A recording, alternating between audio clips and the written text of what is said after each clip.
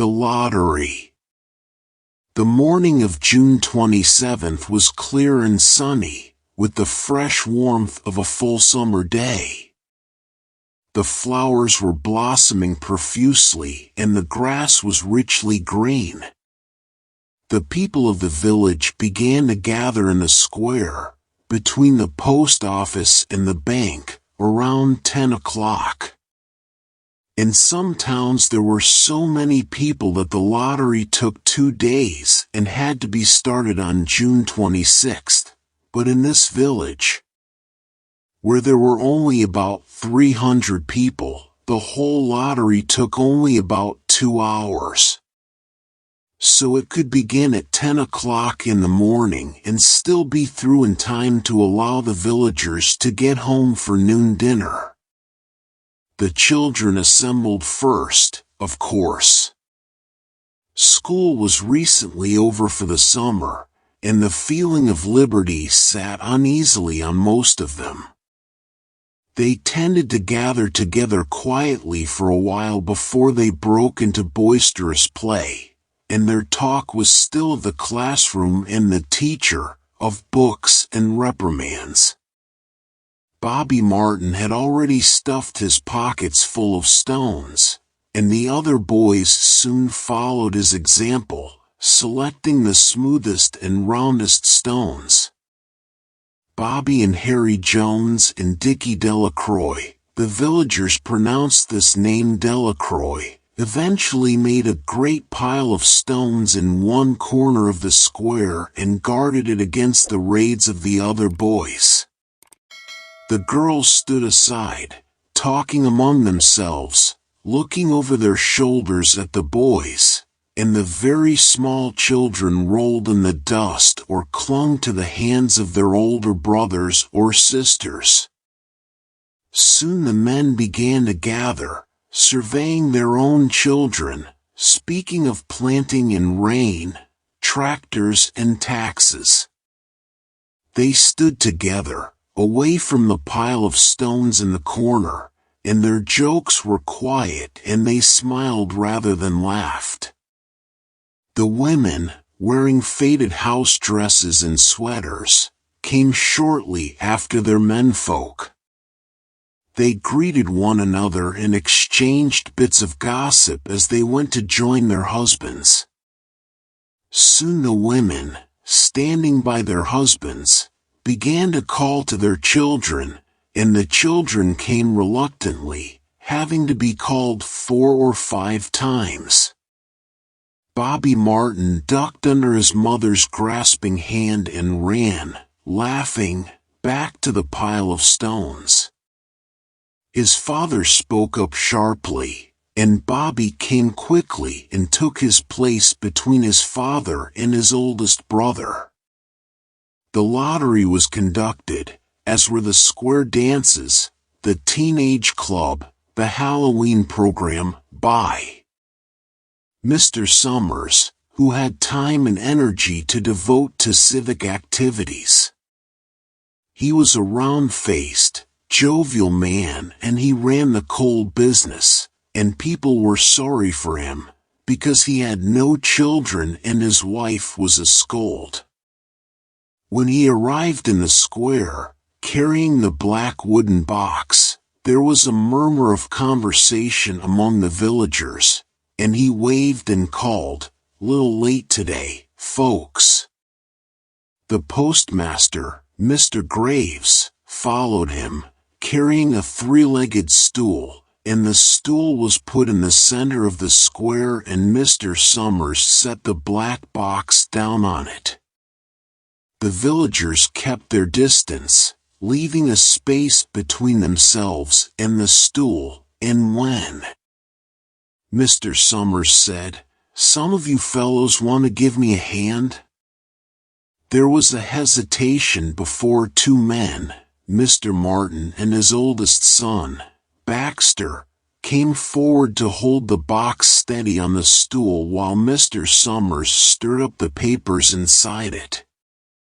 The original paraphernalia for the lottery had been lost long ago, and the black box now resting on the stool had been put into use even before Old Man Warner, the oldest man in town, was born. Mr. Summers spoke frequently to the villagers about making a new box, but no one liked to upset even as much tradition as was represented by the black box. There was a story that the present box had been made with some pieces of the box that had preceded it. The one that had been constructed when the first people settled down to make a village here. Every year, after the lottery, Mr. Summers began talking again about a new box. But every year the subject was allowed to fade off without anything's being done. The black box grew shabbier each year.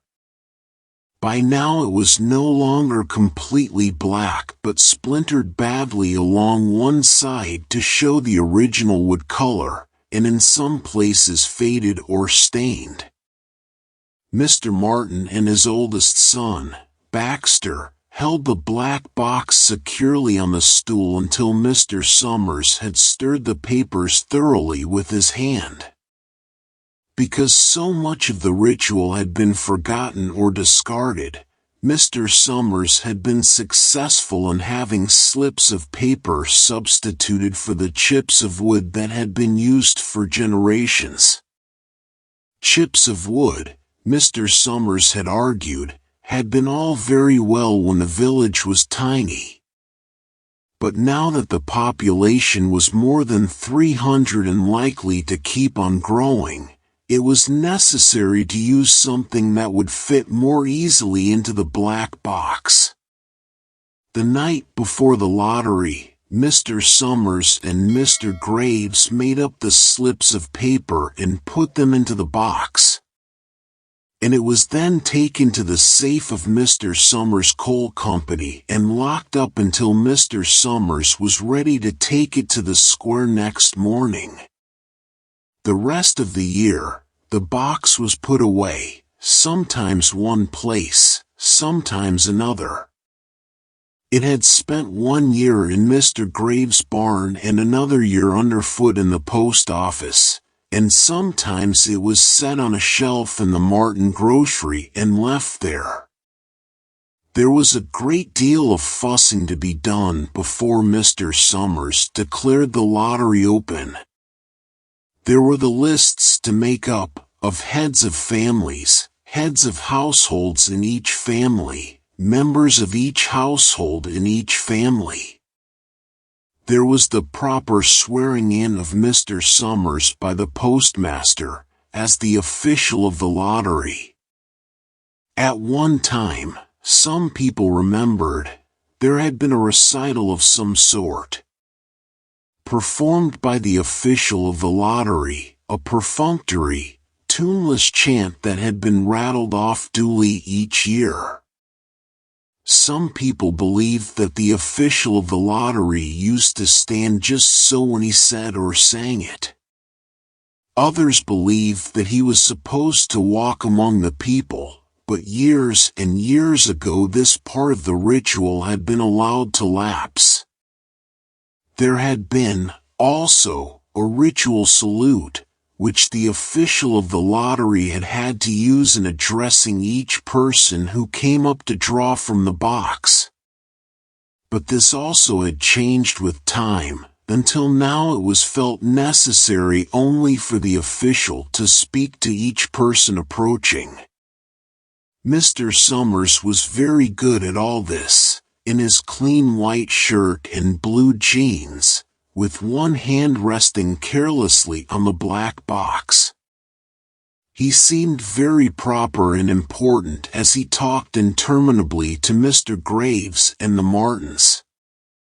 Just as Mr. Summers finally left off talking and turned to the assembled villagers, Mrs. Hutchinson came hurriedly along the path to the square. Her sweater thrown over her shoulders, and slid into place in the back of the crowd. Clean forgot what day it was, she said to Mrs. Croix, who stood next to her, and they both laughed softly. "Thought my old man was out back stacking wood," Mrs. Hutchinson went on, "and then I looked out the window and the kids was gone. And then I remembered it was the 27th and came running." She dried her hands on her apron, and Mrs. Delacroix said, "You're in time, though. They're still talking away up there." Mrs. Hutchinson craned her neck to see through the crowd and found her husband and children standing near the front. She tapped Mrs. Delacroix on the arm as a farewell and began to make her way through the crowd. The people separated good-humoredly to let her through, 2 or 3 people said, in voices just loud enough to be heard across the crowd. "Here comes your Mrs. Hutchinson and Bill. She made it after all." Mrs. Hutchinson reached her husband, and Mr. Summers, who had been waiting, said cheerfully, "Thought we were going to have to get on without you, Tessie." Mrs. Hutchinson said, grinning, "Wouldn't have me leave them dishes in the sink, now, would you, Joe?" And soft laughter ran through the crowd as the people stirred back into position after Mrs. Hutchinson's arrival. "Well, now," Mr. Summers said soberly, "guess we better get started, get this over with, so's we can go back to work. Anybody ain't here?" "Dunbar," several people said. "Dunbar, Dunbar." Mr. Summers consulted his list. "Clyde Dunbar," he said. "That's right. He's broke his leg, hasn't he? Who's drawing for him?" "Me, I guess," a woman said, and Mr. Summers turned to look at her. "Wife draws for her husband," Mr. Summers said. "Don't you have a grown boy to do it for you, Janie?"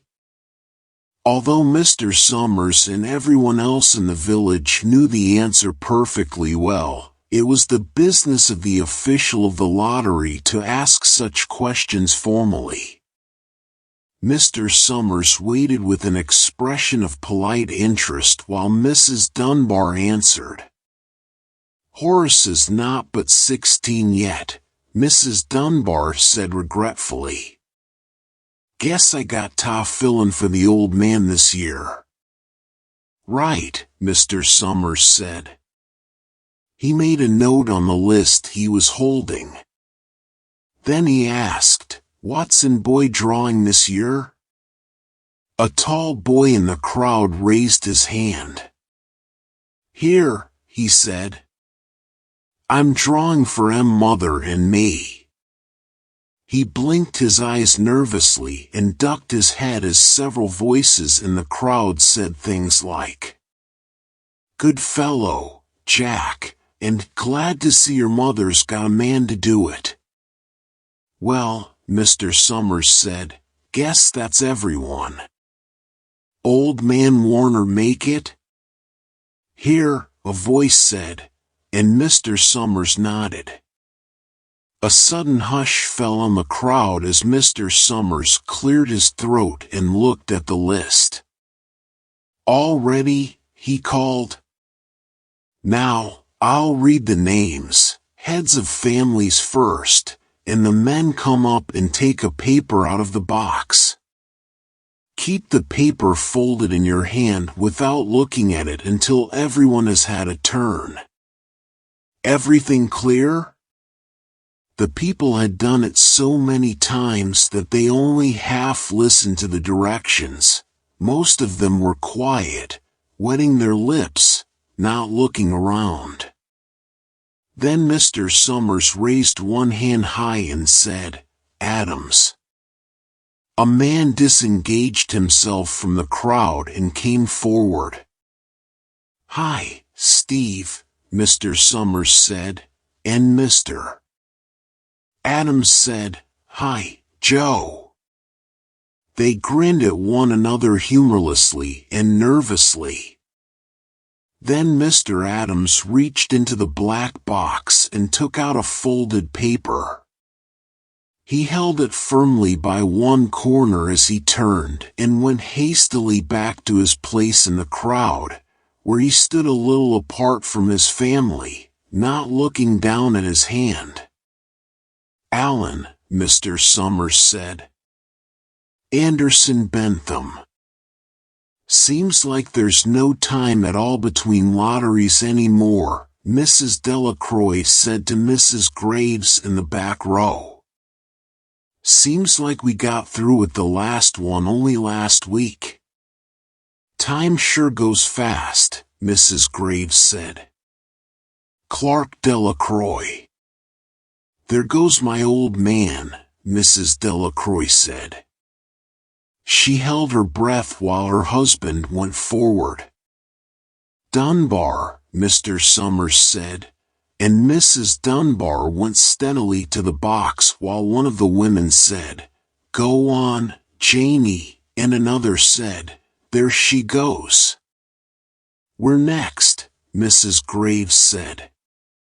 She watched while Mr. Graves came around from the side of the box, greeted Mr. Summers gravely, and selected a slip of paper from the box. By now, all through the crowd there were men holding the small folded papers in their large hands, turning them over and over nervously. Mrs. Dunbar and her two sons stood together, Mrs. Dunbar holding the slip of paper. "Harbert Hutchinson." "Get up there, Bill," Mrs. Hutchinson said, and the people near her laughed. "Jones." "They do say," Mr. Adams said to Old Man Warner, who stood next to him, "that over in the North Village they're talking of giving up the lottery." Old Man Warner snorted. "Pack of crazy fools," he said. "Listening to the young folks, nothing's good enough for them. Next thing you know, they'll be wanting to go back to living in caves. Nobody work anymore, live that way for a while. Used to be a saying about lottery in June, corn be heavy soon. First thing you know, we'd all be eating stewed chickweed and acorns. There's always been a lottery," he added petulantly. "Bad enough to see young Joe Summers up there joking with everybody." "Some places have already quit lotteries," Mrs. Adams said. "Nothing but trouble in that," Old Man Warner said stoutly. "Pack of young fools." Martin. And Bobby Martin watched his father go forward. Overdyke. "Percy." "I wish they'd hurry," Mrs. Dunbar said to her older son. "I wish they'd hurry." "They're almost through," her son said. "You get ready to run, tell Dad," Mrs. Dunbar said. Mr. Summers called his own name and then stepped forward precisely and selected a slip from the box.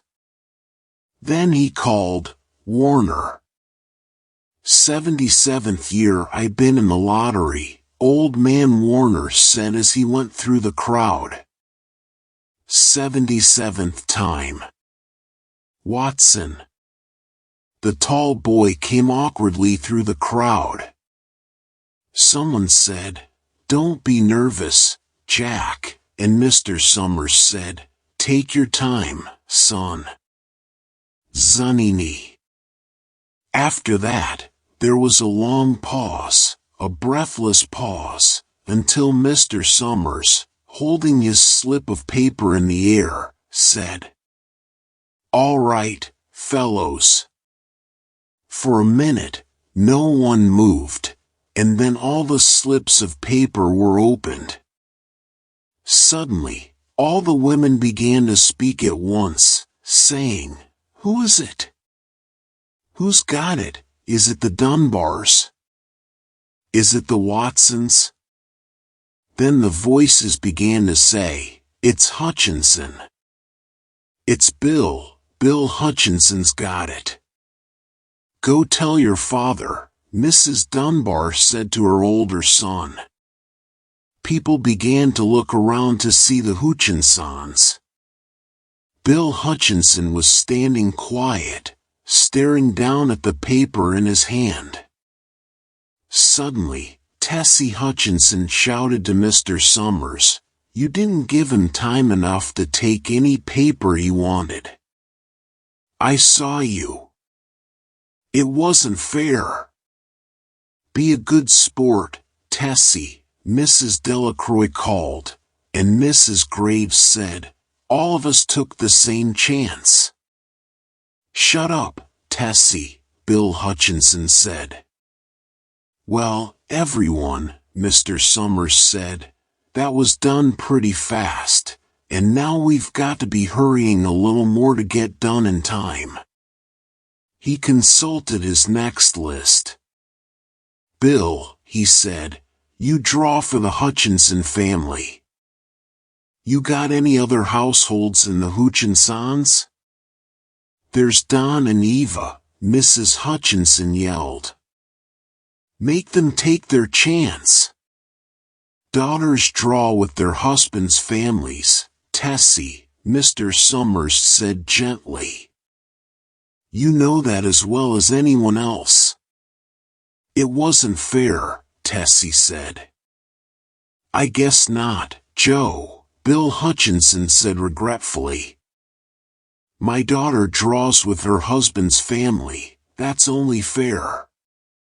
And I've got no other family except the kids."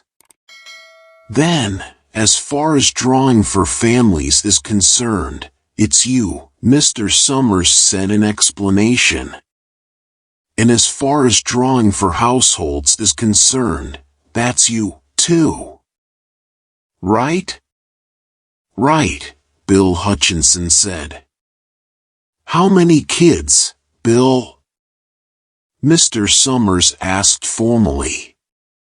"3, Bill Hutchinson said. "There's Bill, Jr., and Nancy, and little Dave. And Tessie and me." "All right, then," Mr. Summers said. "Harry, you got their tickets back?" Mr. Graves nodded and held up the slips of paper. "Put them in the box, then," Mr. Summers directed. "Take Bill's and put it in." "I think we ought to start over," Mrs. Hutchinson said, as quietly as she could. "I tell you it wasn't fair. You didn't give him time enough to choose. Everybody saw that." Mr. Graves had selected the 5 slips and put them in the box. And he dropped all the papers but those onto the ground, where the breeze caught them and lifted them off. "Listen, everybody," Mrs. Hutchinson was saying to the people around her. "Ready, Bill?" Mr. Summers asked, and Bill Hutchinson, with one quick glance around at his wife and children, nodded. "Remember," Mr. Summers said, "take the slips and keep them folded until each person has taken one. Harry, you help little Dave." Mr. Graves took the hand of the little boy, who came willingly with him up to the box. "Take a paper out of the box, Davy," Mr. Summers said. Davy put his hand into the box and laughed. "Take just one paper," Mr. Summers said. "Harry, you hold it for him." Mr. Graves took the child's hand and removed the folded paper from the tight fist and held it while little Dave stood next to him and looked up at him wonderingly. "Nancy next," Mr. Summers said. Nancy was 12, and her school friends breathed heavily as she went forward, switching her skirt, and took a slip daintily from the box. "Bill, Jr.," Mr. Summers said, and Billy, his face red and his feet overlarge, nearly knocked the box over as he got a paper out. "Tessie," Mr. Summers said. She hesitated for a minute, looking around defiantly, and then set her lips and went up to the box. She snatched a paper out and held it behind her. "Bill," Mr. Summers said, and Bill Hutchinson reached into the box and felt around, bringing his hand out at last with the slip of paper in it. The crowd was quiet. A girl whispered, "I hope it's not Nancy," and the sound of the whisper reached the edges of the crowd. "It's not the way it used to be," Old Man Warner said clearly. "People ain't the way they used to be." "All right," Mr. Summers said. "Open the papers. Harry, you open little Dave's." Mr. Graves opened the slip of paper and there was a general sigh through the crowd as he held it up and everyone could see that it was blank. Nancy and Bill, Jr., opened theirs at the same time, and both beamed and laughed. Turning around to the crowd and holding their slips of paper above their heads. "Tessie," Mr. Summers said. There was a pause, and then Mr. Summers looked at Bill Hutchinson, and Bill unfolded his paper and showed it. It was blank. "It's Tessie," Mr. Summers said, and his voice was hushed. "Show us her paper, Bill." Bill Hutchinson went over to his wife and forced the slip of paper out of her hand. It had a black spot on it, the black spot Mr. Summers had made the night before with the heavy pencil in the coal company office. Bill Hutchinson held it up, and there was a stir in the crowd. "All right, folks," Mr. Summers said. "Let's finish quickly." Although the villagers had forgotten the ritual and lost the original black box, they still remembered to use stones. The pile of stones the boys had made earlier was ready. There were stones on the ground with the blowing scraps of paper that had come out of the box. Mrs. Delacroix selected a stone so large she had to pick it up with both hands and turned to Mrs. Dunbar. "Come on," she said. "Hurry up." Mrs. Dunbar had small stones in both hands, and she said, gasping for breath, "I can't run at all. You'll have to go ahead and I'll catch up with you." The children had stones already, and someone gave little Davy Hutchinson a few pebbles. Tessie Hutchinson was in the center of a cleared space by now, and she held her hands out desperately as the villagers moved in on her. "It isn't fair," she said. A stone hit her on the side of the head. Old Man Warner was saying, "Come on. Come on, everyone." Steve Adams was in the front of the crowd of villagers, with Mrs. Graves beside him.